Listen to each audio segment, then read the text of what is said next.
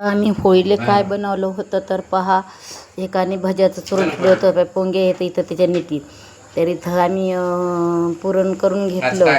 तरी तिथं हे पीठ मळून घेतलं. तर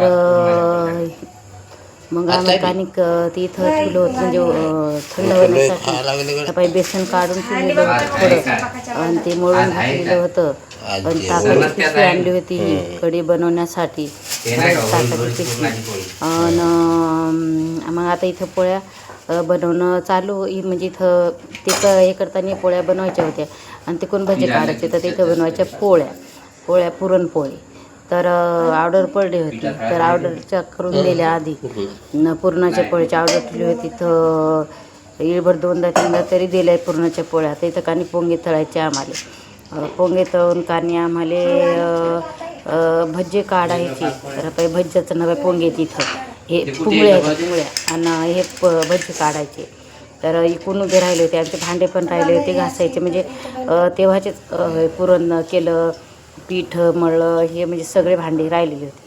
आणि घेतले तळून पोंगे आणि इकडं होत्या पोळ्या बनवणं चालू. तर म्हणजे काही पोळ्या बनवल्या होत्या आणि पीठ मळले.